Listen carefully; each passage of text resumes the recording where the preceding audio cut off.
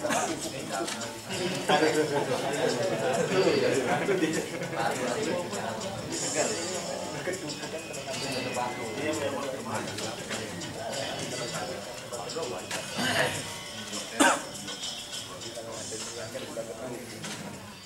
bismillahirrahmanirrahim. Assalamualaikum warahmatullahi wabarakatuh. Waalaikumsalam warahmatullahi wabarakatuh. Alhamdulillahirabbil alamin wassalatu wassalamu ala nabiyyina Muhammadin khatamil anbiya'i wal mursalin wa ala alihi wa sahbihi ajmain wa ba'du. Bapak Ibu dirahmati Allah Subhanahu wa taala. Alhamdulillahirabbil alamin. Segala puji bagi Allah Rabb yang menguasai alam ini, kembali memberikan kesempatan kepada kita di antara urusan untuk kesibukan dunia kita masih bisa menikmati indahnya sholat berjamaah, yang mudah-mudahan sholat berjamaah kita diterima di hadapan Allah Subhanahu wa taala. Dan alhamdulillah kita berharap dengan hadirnya kita di majlis ini menjadi wasilah di mana Allah Subhanahu wa taala berikan pemahaman yang dalam terhadap keislaman kita. Yang alhamdulillah pada kesempatan hari ini kita akan bicara satu tema yang cukup fenomenal ini. Karena Indonesia katanya sudah kembali ke zaman batu. Ya, dari mulai pejabat sampai anak SD sekalipun, ya, seringkali mereka meminta dibelikan batu sama orang tuanya. Ada gejala apa ini sebenarnya? Apakah masyarakat kita memang sedang sakit? Ya, atau bagaimana kegandrungan mereka terhadap batu-batuan?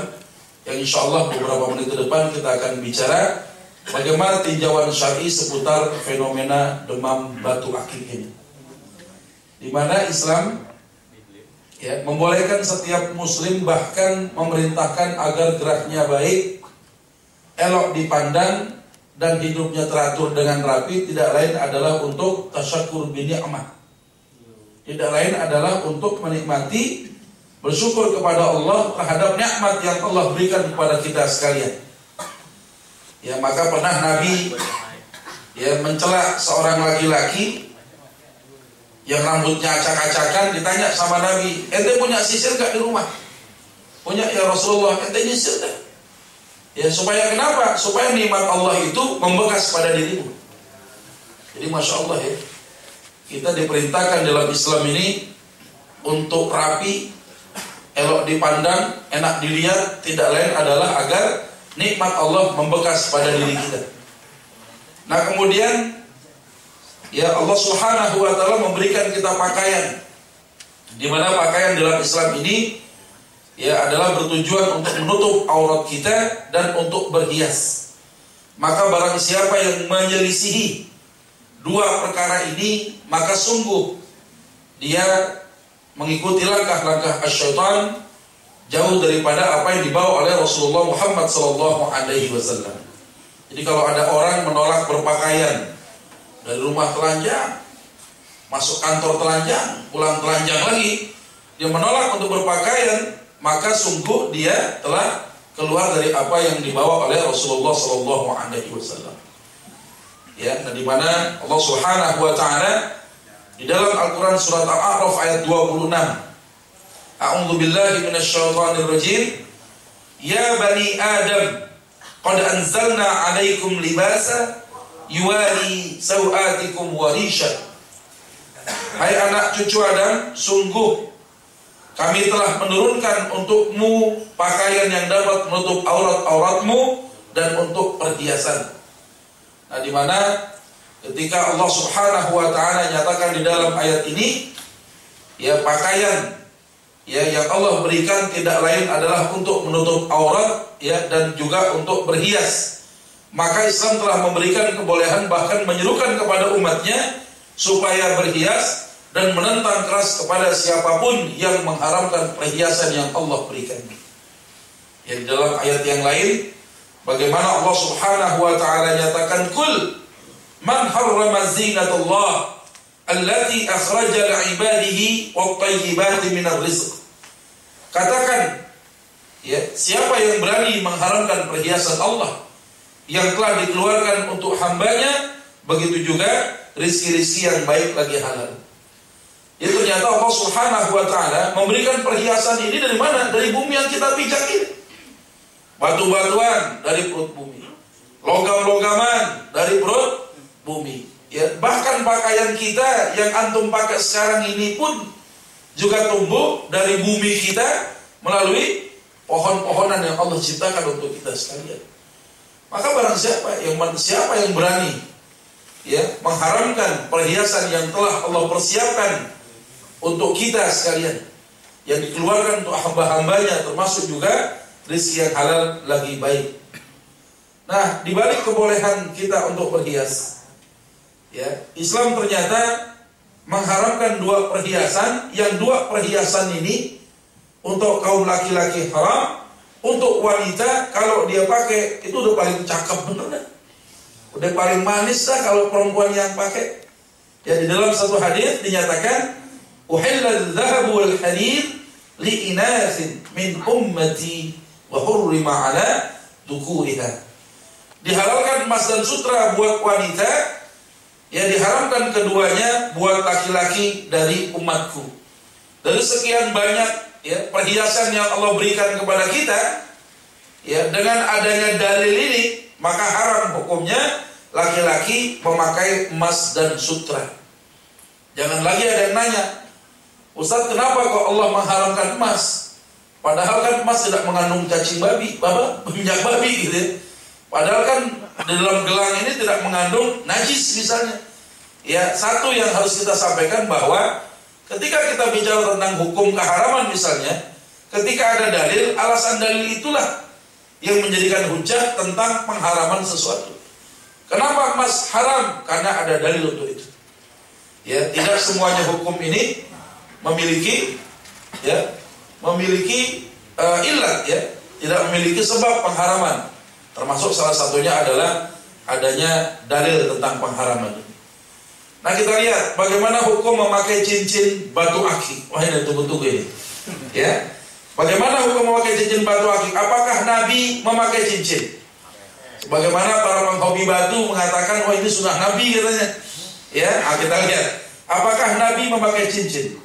Lamma arada an-nabiy sallallahu alaihi wasallam an yaktuba ila Rum.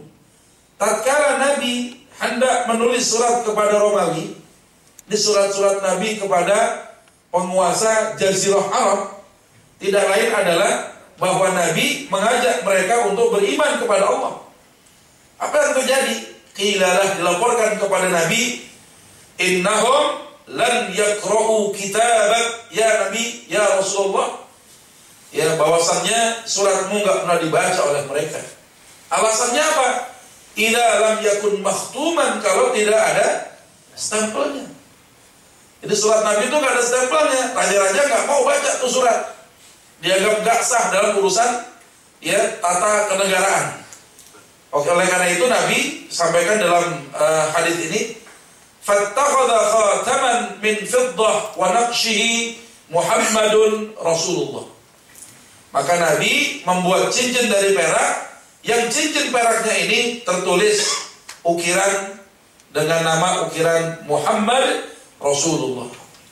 Nah, jadi Nabi ya itu membuat cincin tidak lain adalah untuk sebagai alat kelengkapan negara, menstempel surat-surat beliau, ya tidak lain untuk itu. Ya, cincin Nabi ada ukirannya, tidak lain adalah untuk menandai secara resmi ya surat-surat Nabi, ajakan untuk beriman kepada Allah Subhanahu wa taala. Nah, selanjutnya bagaimana keadaan cincin Nabi dalam hadis yang lain? Kana khatamun Nabi sallallahu alaihi wasallam min wariqin wa kana fiddatin habasyian. Cincin Nabi terbuat dari perak dan mata cincinnya berasal dari Habasyah.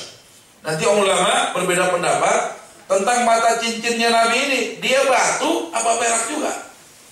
Ya, nanti ulama kita lihat berbeda pendapat tentang itu terkait dengan banyaknya riwayat ya seputar cincin yang dipakai oleh Rasulullah sallallahu alaihi wasallam. Nah, kemudian dalam hadis yang lain juga dinyatakan tujuan Nabi memakai cincin fakana yakhtimu bih, tidak lain adalah untuk menstempel surat-surat beliau.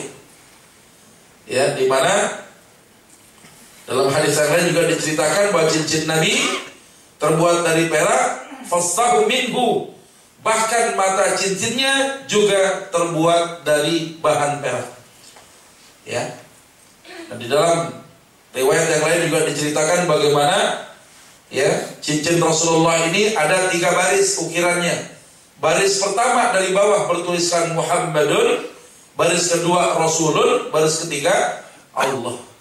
Ini cincin khusus yang dipakai oleh Rasulullah SAW. Nah, kalau kita lihat tadi bagaimana riwayat menyebutkan keadaan cincin Nabi, kita bisa sebutkan ciri cincin beliau adalah pertama terbuat dari perak, yang kedua ada mata cincinnya yang juga terbuat dari perak. Logam perak cincin Nabi berasal dari Ethiopia, daerah Habasyah. Ya, bagian mata cincin itu ada ukirannya bertuliskan Muhammadun Rasulullah. Ya, tulisan ukiran di mata cincin itu biasa digunakan untuk menstempel surat. Nah, bagaimana sekarang cincin Nabi masih ada nggak? Jadi kalau antum berkesempatan jalan-jalan ke Turki, insya Allah ya, Allah perkenankan kita ke sana misalnya, kesempatan mengunjungi satu museum, itu ada museum alat kelengkapan Nabi, mulai gamis yang biasa beliau pakai, ya, janggutnya Nabi, rambut Nabi, alat kelengkapan perang, bahkan ada ya sebuah cincin Nabi, tapi sayang cincin itu adalah cincin replika saja. Kenapa? Ini peristiwanya. Ittakhadha Rasulullah sallallahu alaihi wasallam khatiman min wariqin fakana fi yadi. Pada awalnya Rasulullah buat cincin dari perak, beliau pertama yang pakai sebagai alat kelengkapan negara ketika beliau wafat. Tsumma kana fi yadi Abi Bakr radhiyallahu anhu. Digantikan oleh khalifah yang pertama, cincin itu pindah ke tangan Abu Bakar As-Siddiq radhiyallahu anhu. Tsumma kana fi yadi Umar, kemudian pindah kepada Umar radhiyallahu anhu. Beliau pakai cincin Nabi itu. Tsumma kana fi yadi Utsman, kemudian pindah ke tangan Utsman radhiyallahu anhu, ya, sebagai khalifah yang ketiga. Pada saat masa Utsman inilah terjadi satu peristiwa, hatta waqa'a minhu fi bi'r Anis.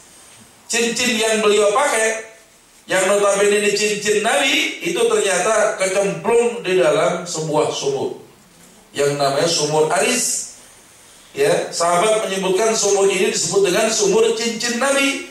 Kenapa? Karena di sumur inilah cincin Nabi pernah kecemplung, dan pasukan Khalifah Utsman pada waktu itu diperintahkan oleh beliau untuk mencari cincin di dalam sumur itu. Hatta al-an, hari sampai dengan hari ini, cincin itu tidak ketemu. Ya, wa naqshuhu Muhammadun Rasulullah, yang cincin itu tertuliskan sebagaimana cincin Nabi, bertuliskan Muhammadun Rasulullah. Jadi cincin Nabi hilang. Ya, kalaupun ada di museum itu hanya replika saja. Nah, haram hukumnya membuat cincin dengan ukiran seperti ukiran cincin Nabi. Sekarang banyak dijual online ini. Ya, replika cincin seperti ini ternyata haram hukumnya kita memakai cincin seperti cincin Nabi. Kenapa? Ada hadis yang menyatakan dengan jelas bahwasanya Rasulullah mengharamkan fala yang kusanna ahadun ala naqsyih. Maka janganlah ada seorang pun yang mengukir dengan tulisan seperti ini. Alasannya kenapa Nabi mengharamkan itu dulu? Karena Nabi khawatir ada surat-surat palsu, surat-surat dusta yang berdusta atas nama beliau lewat stempel palsu. Ilatnya seperti itu. Nah, sekarang masalahnya, cincin Nabi masih dipakai stempel enggak? Ya, ilatnya belum lagi muncul, namun ulama tetap mengharamkan seorang memakai cincin sebagaimana terukir nama beliau dan status beliau. Kenapa? Karena Nabi sendiri yang membuat itu. Ya, secara khas, secara khusus membedakan dengan yang lain. Ya, ada status beliau, maka ulama menyebutkan haramnya kita memakai cincin sebagaimana cincin yang pernah beliau pakai. Salah satunya adalah ada ukiran Muhammadun Rasulullah. Ya, dengan jelas Rasulullah sampaikan fala yang kusanna ahadun ala naqsyih, maka jangan seorang pun membuat cincin yang ukirannya seperti ukiran seperti ini. Akhrajahu al-Bukhari, sebagaimana Bukhari mengeluarkan hadis ini. Nah, kemudian apakah mata cincin Nabi terbuat dari batu sebagaimana orang-orang bilang? Batunya batu Yaman bang katanya. Ada orang yang kemudian bininya minta cerai. Kenapa? Karena tanah warisan orang tua si istri dijual sama lakinya 200 meter. Dibayar pakai duit? Enggak, dibayar pakai sebongkah batu cincin yang terbuat dari Yaman. Ya, batu Yaman katanya batunya Nabi. Ya, dia tergiur dengan ucapan orang yang dagang, pada akhirnya tanahnya ditukar guling. Padahal kita nggak mau tuh tanah 200 meter tukar guling. Guling butut lagi. Ya, ini ditukar guling itu dibeli sama sebongkah batu. Yang terjadi apa? Bininya minta cerai. Ya. Nah, apakah mata cincin Nabi terbuat dari batu? Kita lihat. Ya, para ulama berbeda pendapat tentang makna mata cincin beliau dari Habasyah. Al-Imam An-Nawawi rahimahullah, beliau berpendapat bahwa mata cincin Nabi itu berupa batu akik dari Habasyah, ya, karena tambang batu akik ada di daerah Habasyah dan Yaman. Jadi Imam Nawawi menyatakan Nabi itu pakai batunya dari Habasyah. Yang batu ini diukirlah nama beliau, ya, Muhammadun Rasulullah. Dengan batu yang terukir nama beliau itulah, ya, kemudian dibuat sebagai stempel surat-surat Nabi. Ulama lain, Ibn Abdul Bar, beliau menyatakan inilah pendapat yang rajih. Ini menurut beliau ini. Ya, bahwasannya mata cincin Nabi terbuat dari perak, bukan batu. Ya, peraknya berwarna hitam, hitamnya mirip kulit orang Habasyah. Jadi perak Nabi itu bagian matanya berwarna hitam, hitamnya mirip kulit orang Habasyah, terukir nama beliau Muhammadun Rasulullah. Ya, nah ini berbeda pendapat ulamanya. Jadi ada yang mengatakan batu, ada yang mengatakan perak, dua-duanya sah juga. Nah, kemudian para ulama telah berbeda pendapat apakah pakai cincin hukumnya sunnah atau sekedar mubah saja. Ya, sebagian ulama menyatakan memakai cincin hukumnya sunnah mutlaqah ghairu masyru'iyyah. Ya, sunnahnya sunnah yang mutlak tapi tidak memiliki makna hukum.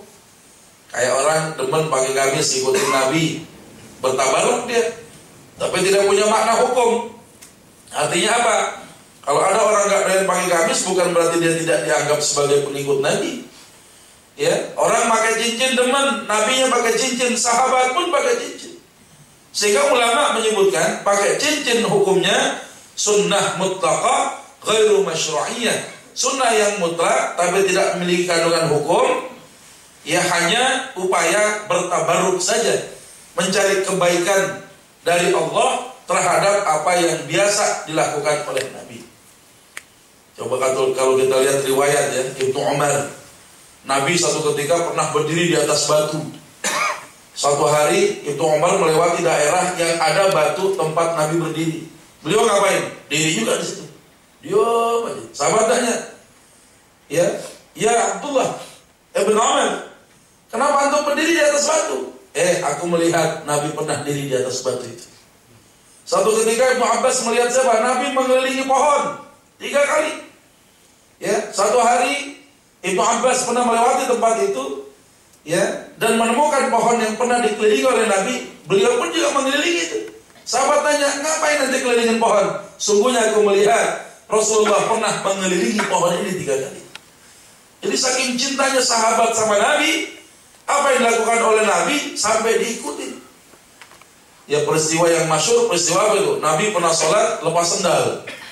Ya, sahabat di belakang yang lihat di depan Nabi lepas sendal, semuanya lepas sendal semua.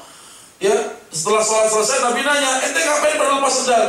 Ya Rasulullah, sesungguhnya kami ini melihat ya engkau ini melepas sendal, maka kami pun juga melepas sendal. Ya, padahal Nabi lepas sendal itu adalah dapat wahyu, malaikat Jibril sampaikan bahwa di sendal Nabi ada najisnya.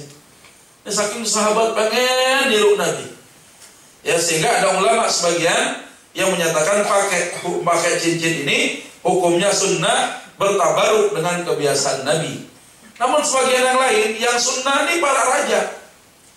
Ya, sebagaimana kondisi yang dialami oleh Nabi untuk stempel surat kenegaraan, sementara di luar raja, termasuk kita ini orang-orang awam ini, rakyat biasa gitu ya, ini hukumnya mubah saja. Jadi memakai cincin ini 2 hukum antara sunnah dengan mubah saja. Ya. Nah berikutnya, kalau ini sunnah, di tangan yang mana dan jari yang mana Rasulullah pakai cincin? Ya, pernah dalam satu riwayat Rasulullah memakai cincin ilal khinsir, di jari kelingking min yadihil yusra, di jari kelingking di tangan kirinya. Di tangan kiri ini ya dipakai cincin. Nah bagaimana dengan keberadaan jari manis? Ya, jari manis sebelah jari kelingking ini adalah tidak ada dalil yang memerintahkan, tidak ada dalil yang mengharamkan, maka hukumnya boleh-boleh saja antara jari manis ya dengan jari kelingking ya di tangan kiri. Dan Nabi juga pernah berkesempatan beliau memakai cincin pernah fi yaminihi, di tangan sebelah kanannya. Jadi kiri dan kanan di jari kelingking atau jari manis silakan saja. Ya. Namun ada dua jari yang buat laki-laki ini makruh memakai cincin di jari itu. Satu hadis Nabi pernah melarang Ali bin Abi Thalib radhiyallahu anhu. Beliau dilarang oleh Nabi untuk tidak memakai cincin ya di mana al-wusta wallati taliha.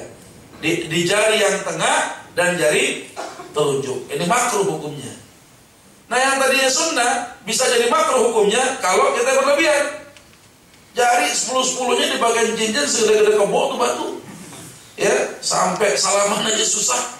Ya, ini yang terjadi seperti itu. Kalau itu yang terjadi, maka muru'ah seseorang ini akan hilang. Muru'ah apa sih muru'ah? Kehormatan itu orang hilang. Kenapa? Jadi cemoohan di jalan. Ya, yang tadinya sunnah bisa jadi makruh juga, tergantung kepada keadaannya. Nah, bagaimana kalau wanita pakai cincin? Oh, dia mau di jari pandai aja boleh. Ya, asal tuh cincin jangan dipakai di leher aja nggak muat. Ya, tuh cincin dipakai di jari yang mana saja buat wanita boleh. Kenapa? Karena wanita punya kebolehan untuk berhias. Nah berikutnya, ya apa hikmahnya Rasulullah memakai cincin di jari kelingking? Al-Imam An-Nawawi rahimahullah, beliau menyatakan ini dalam kitabnya wa ajma'al muslimuna ala anna sunnah. Ya, kaum muslimin bersepakat tentang kesunahan memakai cincin fil khansir di jari kelingking adalah apa? Ketika Nabi makan itu memakai 3 jari. Nabi kalau makan di 3 jari, kalau cincinnya di jari kelingking, ini maka tidak terjadi kotoran sisa makanan, tidak akan mungkin menempel di jari kelingking yang ada cincinnya di situ, sehingga tidak terjadi ya campuran senyawa antara kotoran si makanan ini dengan logam perak yang dipakai Nabi. Itu aja hikmahnya. Ya, kenapa harus di jari kelingking? Nah, kemudian bagaimana hukum memakai cincin emas, perak dan jenis logam lainnya? Ada ulama ya sebagian yang menyatakan bahwa hukum memakai cincin besi adalah haram. Tapi kita lihat apakah sampai kepada tingkat haram. Ya. Hadis pertama dari Buraidah ibn Hasib radhiyallahu anhu. Ya, beliau menceritakan ada seorang menghadap Nabi memakai cincin minan nuhas, memakai cincin dari tembaga yang dipanaskan. Apa yang beliau sampaikan kepada dia orang? Mali ajidu minka rihal asnam. Saya tidak ingin melihat benda berbau berhala. Fa'alqah, kemudian orang ini membuang cincin tadi. Datang lagi si laki-laki ini pakai cincin terbuat dari besi. Rasulullah sampaikan cincin itu kepada ini orang. Mali ara 'alaika hilyata ahlin nar. Ya, saya tidak ingin melihat perhiasan yang biasa dipakai oleh penduduk neraka. Fa'alqah, kemudian si laki-laki ini membuang cincin tadi. Lalu bertanya lagi, ya Rasulullah, kalau begitu bahan apa yang aku bisa gunakan untuk cincin? Nabi bersabda, ittakhidhu min wariqin wa la tutimmahu mithqalan. Gunakan bahan perak untuk cincin, namun jangan sampai 1 mithqal. Mithqalnya apa sih? Apa mithqal? Panggilan tak terjawab, bukan? Ya, mithqal itu ukuran, Pak. Ya, ukurannya 4,25 gram atau sampai 5 gram. Jangan sampai melebihi itu. Kalau bikin perak jangan sampai melebihi 5 gram. Kenapa? Pasti berlebihan. Ya, ini Nabi sampaikan. Namun hadis ini dinilai sebagian besar ulama hadis ini dhaif. Sehingga kalau sudah hadisnya dhaif, terkait dengan bentuk at-tahrim, bentuk pengharaman, enggak sampai kepada tingkat itu. Kenapa? Karena ada hadisul akhir. Hadis yang paling akhir yang menceritakan seorang wanita minta dinikahi sama Nabi tapi Nabi gak berkenan. Tiba-tiba ada sahabat minta sama Nabi, ya Rasulullah, kalau engkau tidak berkenan menikahi wanita ini, biar aku saja deh yang nikahi wanita ini. Ente mau nikahin dia, punya bandai apa di rumah yang bisa jadikan mahar buat dia? Nggak ada ya Rasulullah, saya nggak punya benda berharga di rumah. Kemudian Nabi sampaikan, tabis walau khataman min hadidin, carilah ya, walaupun mahar itu adalah berupa cincin dari besi.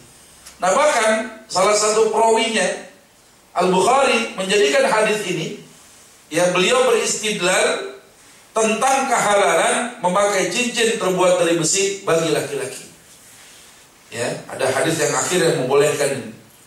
Sehingga ulama berbeda pendapat dalam menghukumi besi bukan pada tingkat haramnya, tapi antara makruh dan tidak makruh. Ya, Sahihul Ibanah, pengarang kitab Al-Ibanah menyatakan makruh memakai cincin besi, ya, au syabahin wa huwa naun minan nuhas, dari besi, dari kuningan berbahan tembaga, ini makruh. Pendapat ini diikuti juga oleh Sahibul Bayan, pengarang kitab Al-Bayan, yang menyatakan bahwa makruhnya memakai cincin besi, cincin terbuat dari timah atau tembaga berdasarkan hadis Buraidah tadi. Namun hadis ini sebagian besar ulama hadis, ya, ini mendhaifkan hadis ini.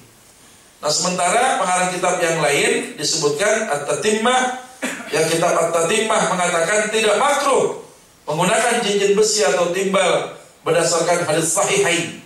Sebagaimana Al-Bukhari dan Muslim meriwayatkan hadis sahih ini tentang perintah Nabi kepada seorang laki-laki untuk mencari mahar walaupun cincin yang terbuat dari besi. Apa komentarnya? Walau kana fihi karahah, kalau seandainya Nabi membenci terhadap cincin besi ini, ya lam yu'dan fihi bih, maka nggak mungkin Nabi memerintahkan atau mengizinkan si laki-laki ini untuk mencari cincin besi. Nah kemudian juga, ya, Lajnah Daimah dalam beberapa fatwanya terkait dengan masalah cincin besi ini, ya, para ulama di sana menyatakan tidak makruh memakai cincin besi. Namun kalau antum mengikuti sunnah Nabi, pakai cincin yang terbuat dari perak itu lebih utama, sebagaimana cincin itu pernah dipakai oleh Nabi. Nah berikutnya, ya, bagaimana hukum memakai cincin suasa? Ada campuran perak dan emas. Ya, ada perak gitu, kemudian tatakannya itu ada suasanya. Nah bagaimana hukumnya? Wa kana law kana ba'duhu dhahaban wa ba'duhu fiddah. Begitu juga haram memakai cincin yang sebagian bahannya terbuat dari emas, sebagian lagi terbuat dari perak. Bahkan ulama Syafi'i, beliau menyatakan law kanat sana'a al-khatama dhahaban aw kana mumawwaha bi dhahabin yasir. Kalau ada cincin itu terbuat dari emas atau dilapisi dengan campuran emas yang cuma sedikit aja, emasnya cuma sedikit, fahuwa haram, dia juga haram hukumnya li'umumil haditsil akhir fil harir wadh-dhahab. Maka dia haram juga sebagaimana keharaman ini berdasarkan keumuman hadis tentang pengharaman sutra dan emas bagi laki-laki. Jadi nggak boleh tuh berupa cincin, berupa jam. Sekarang jam tidak hanya penunjuk waktu, tapi sebagai perhiasan juga. Jam yang ada emasnya pun, au kana mumawwaha bi dhahabin yasir, ya sekalipun itu emas dilapisi hanya sedikit saja, fahuwa haram, dia adalah haram hukumnya. Ya, jadi memakai cincin suasa hukumnya haram. Begitu juga segala bentuk cincin atau perhiasan lain bagi laki-laki yang dilapisi emas walaupun sedikit juga tetap haram hukumnya. Nah bagaimana dengan kain sutra? Ya, ada kain sarung yang katanya ada campuran sutranya, sama haram pula. Sebagaimana kias pendapat ulama seperti ini terkait dengan keumuman hadis yang menyatakan tentang keharaman sutra dan emas walaupun sedikit, fahuwa haram. Nah berikutnya, sahkah seorang laki-laki sholat dengan memakai cincin terbuat dari emas atau suasa? Ada orang sholat nih, dia pakai cincin emas, sholatnya sah nggak? Kenapa sholatnya sah? Gimana? Kenapa sholatnya sah? Kira-kira tuh emas ngaruh nggak sama tuh sholat? Nggak ngaruh. Alasan nggak ngaruh kenapa? Karena emas Karena emas bukan najis. Ya, sebagaimana disebutkan Asy-Syafi'i rahimahullah di dalam kitab Al-Um disebutkan, wa kadzalika nahu an labisa dzahab khawatim wa ghairu khawatim. Begitu juga Nabi melarang umat Islam laki-laki memakai emas dalam bentuk cincin atau yang lainnya, walau labisu. Kalau ada seorang muslim laki-laki memakai cincin emas tadi, fasallu fi, kemudian dia salat, kanu musiiina bilabsi asin, maka dia telah berlaku maksiat dan berlaku buruk di hadapan Allah. In kanu alimu bin nahi, kalau dia tahu larangan itu. Nah, sekarang antum tahu nih, udah tahu dilarang tuh.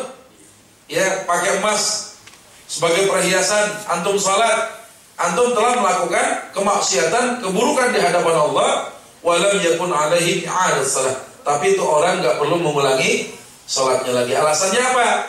Ya li'annahu laisa minal anjas, karena emas itu bukan bagian dari najis. Ya, ini hati-hati. Nah, kemudian kebolehan bagi laki-laki memakai cincin dari perak, besi atau logam lain selain emas dengan bermatakan batu akik. Ini hukumnya tadi saya bilang mubah aja. Mau dibilang sunnah boleh, mau dibilang mubah boleh. Tapi yang mubah, yang sunnah tadi bisa berubah hukumnya menjadi haram ketika ada sebab yang mengharamkan. Kita lihat fenomena di negeri kita, ya, terkait dengan mewabahnya demam batu akik ini.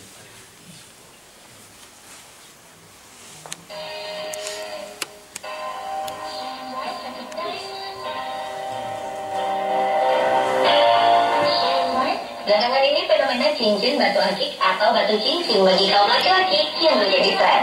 Hanya bagi kalangan orang-orang tua, anak muda pun tak mau menggunakan aksesoris jari ini. Cincin batu akik ini juga memiliki berbagai jenis. Harganya pun beragam, mulai dari yang murah hingga yang paling mahal, tergantung dengan kombinasi warna dan bentuknya. Meski terlihat seperti batu biasa, bagi sebagian orang batu akik memiliki kelebihan tersendiri. Bagi kalangan penggemar batuan, batu akik memiliki tempat tersendiri dan diperlakukan sangat istimewa. Teknologi yang berpot menghadirkan 7 hal unik tentang batu akik untuk Anda.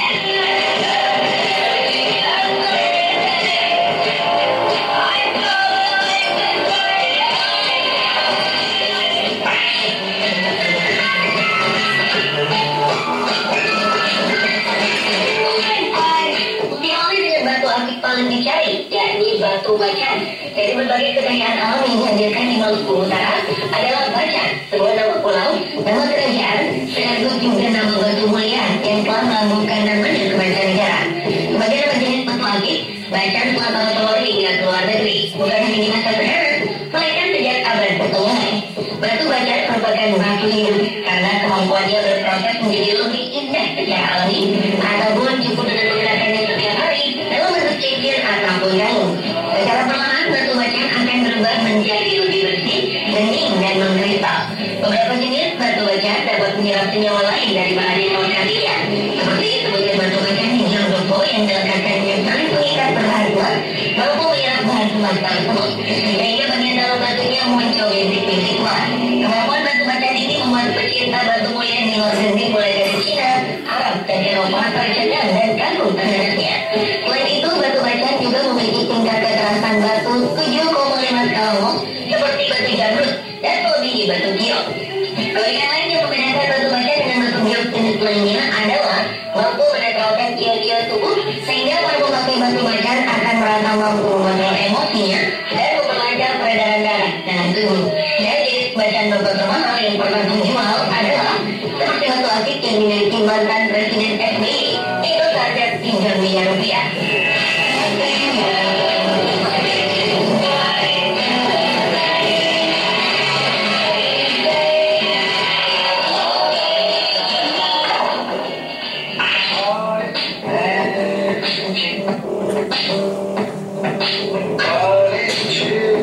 Selanjutnya adalah batu akik yang paling terkenal dengan mitosnya, yaitu batu combong. Selain sebagai aksesoris, batu akik juga dipercaya sebagian orang sebagai jimat, olah bala, dan penyembuh. Beberapa orang memburu batu ataupun akik combong sebagai sarana ilmu peras dan pengasihan. Batu lubang alami ini cukup melegenda dalam masyarakat akan kemampuannya sebagai sarana asmara dan pemikat hati. Ada berbagai versi mengenai ataupun batu combok sebagai tahanan penasihat. Menurut Tumus di abad ke-16, batu combok digunakan sebagai pengukur waktu untuk menjalankan ibadah sholat. Para wali menentukan kapan tiba waktu beribadah dengan memanfaatkan cahaya matahari yang jatuh melalui celah yang ada pada batu combok. Kabarnya, batu combok juga dapat memancarkan energi alami yang membuat siapapun menjadi tentram jiwanya. Sehingga batu combok digunakan sebagai sarana untuk memancarkan energi kasih sayang. Batu combok diyakini bisa bermanfaat dan membawa kebaikan bagi pemakainya.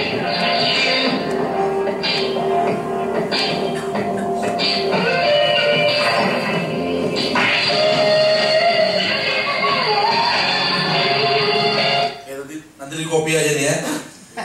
Nah, kita lihat bagaimana ilat pengharaman pertama. Ya, yang mengharamkan seorang pakai cincin batu akik ini kalau diiringi dengan riya dan sum'ah, dijerat dengan dalil umum. Ya, terkadang banyak pemain batu ini berbangga-bangga dengan mahalnya harga sebuah batu. Jadi kita lihat hari ini berapa? 3 miliar. Ya, berbangga-bangga dengan mencelak-celak ya cincin yang dipakai oleh kawan-kawan ya. Maka bagaimana Rasulullah sampaikan, "Wa man qama bi muslimin maqama sum'ah." Barang siapa yang berdiri di hadapan saudaranya karena sum'ah, aqamahu Allah yaumul qiyamah maqama riya'in wa sum'atin. Maka Allah akan mendirikan seorang ini di barisan di maqam orang yang suka riya dan sum'ah. Ya, jadi hati-hati, dindingnya tipis sekali. Ya, nah kemudian yang kedua, banyak pemain batu biasanya disibukkan dengan aktivitas menggosok-gosok batu. Celananya rusak, sarungnya bolong, gitu ya. Dan banyak para istri juga meradang di rumah. Kenapa? Banyak laki-laki punya bini 2. Apa bini keduanya? Batu. Ya, pulang kerja, ya bukan bini yang digosok, batu yang digosok. Ya tuh bini gak digosok-gosok, meradang dia. Ustaz, Anda jangan digosok, udah karatan ini katanya. Ya padahal menggosok bini itu apa? Ada pahalanya kan? Ya tapi yang terjadi apa? Banyak kemudian para suami lalai daripada kewajibannya di hadapan Allah Subhanahu wa ta'ala. Kalau ini terjadi, sudah ya, pengharamannya menjadi muncul ketika ada orang tiba-tiba tidak salat, ya, menghilangkan kewajibannya di hadapan Allah gara-gara aktivitas, ya, kecenderungan kecintaan mereka terhadap perhiasan dunia ini. Nah, yang ketiga, pemborosan. Tidak sedikit uang yang keluar ya untuk membeli sebuah batu cincin yang kadang-kala uang-uang yang mahal ini menghilangkan kewajiban nafkah suami terhadap istri dan anak-anak mereka. Ya, tiap bulan bininya nanya, "Kenapa sih Bang kok gaji kurang?" "Tahu tuh kantor katanya motongin melulu." Padahal bukan kantor, dia yang nilep. Ya, setiap bulan sekali udah ngancem itu, awal bulan harus satu batu ini katanya. Ya, sehingga banyak orang-orang menghilangkan kewajiban mereka terhadap anak dan istri mereka. Ya, musola bertahun-tahun direnovasi belum juga beres. Nyumbang segerobak batu split aja susahnya minta ampun. Ya, tapi urusan batu harga jutaan melingkar di jarinya. Ya, ini kan kacau jadinya. Ya, padahal ciri ibadur rahman itu adalah idza anfaqu lam yusrifu wa lam yaqturu. Ya, ciri orang yang disebut hamba Allah yang Maha Rahman ini adalah kalau belanjain harta ini enggak berlebihan, tidak pula pelit. Ya, ada tengah-tengah aja. Yang keempat adalah maraknya khurafat. Ya, orang seringkali nyari batu, yang ditanya apa pedagang? "Abang lahirnya kapan Bang? Bulan apa? Tahun berapa?" Udah dibilangin sama kita tuh tanggalnya, bulannya, tahunnya. "Aduh Bang, buat tanggal antum ini ada batu yang cocok buat antum. Kalau antum pakai itu memancarkan aura," katanya. "Batu apa Bang?" "Batu nisan Pak," katanya. Batu nisan, mudah-mudahan yang beli kongkong loh. Ya, nah hati-hati nih kalau ada orang menjual barang itu dengan menyebut kelebihan-kelebihan batu, seakan-akan memunculkan khurafat keyakinan terhadap batu, bahwa batu bisa mendatangkan manfaat dan mudarat. Orang ini telah masuk perkara yang diharamkan oleh Allah. Ya, sebagaimana di masa Nabi pernah ada seorang laki-laki memakai gelang terbuat dari kuningan, gelang kesehatan. Sekarang udah beredar banyak tuh. Ya, Nabi nanya, "Ini buat apa?" "Waihat mahadi." Ya, ini buat apa nih ente pakai? "Al-wahinah ya Rasulullah." Al-wahinah. Ini adalah untuk anti penyakit ya ada di lengan atas. Penangkalnya ini ya Rasulullah. Apa kata Nabi?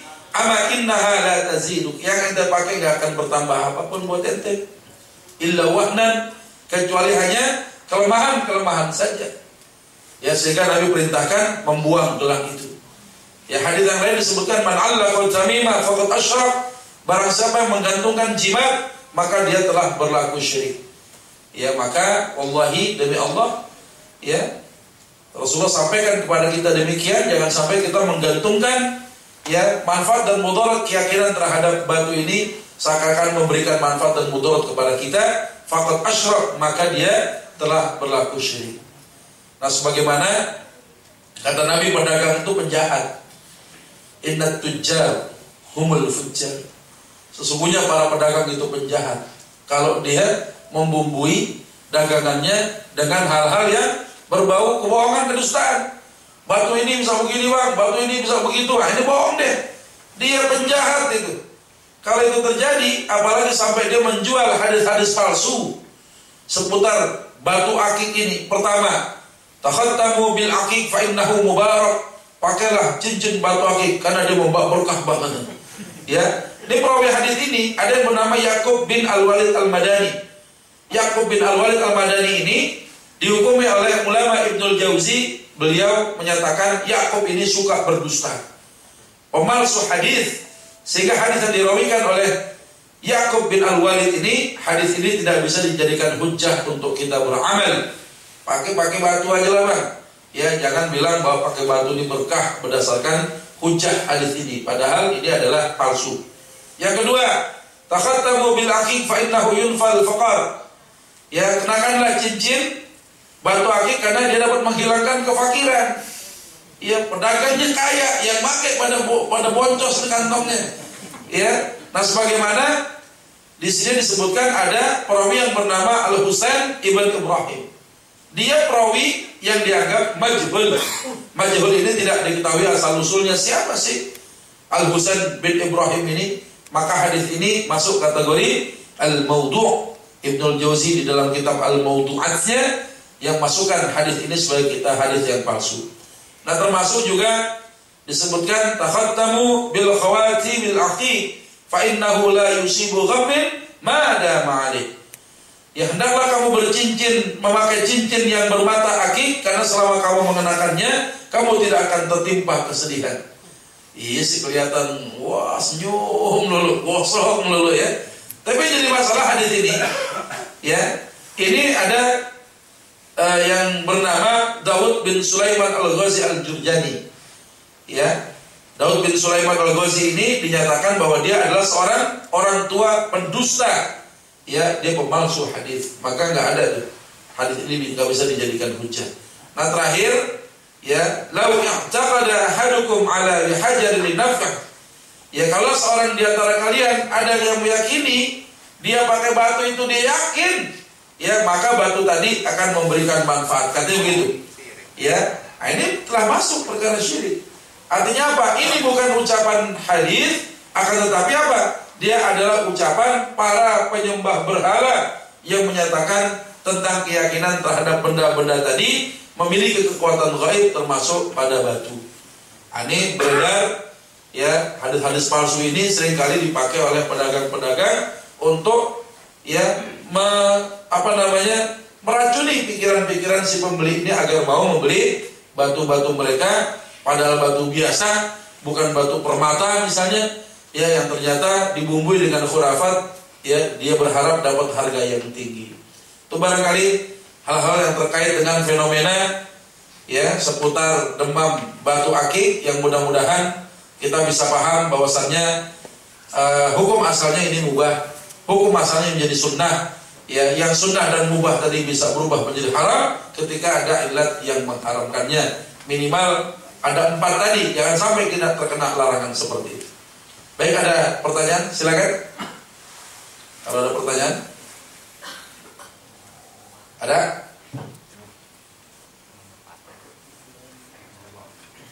Sinyalnya nggak bagus ini. Ada gambar, ada suara. Ya, alhamdulillah ya, saya husnudzon, merasa agak baik bahwa kita sudah paham, kita sudah ngerti. Maka mudah-mudahan Allah senantiasa menjaga kita tetap istiqamah, menjaga akidah kita, tauhid kita, ya, agar tidak menjadi gila-gila juga terhadap perhiasan dunia yang pada akhirnya yang merontokkan akidah kita di hadapan Allah Subhanahu wa taala. Subhanakallahumma wa bihamdika Asyhadu an la ilaha illa anta astaghfiruka wa atubu ilaik. Assalamualaikum warahmatullahi wabarakatuh.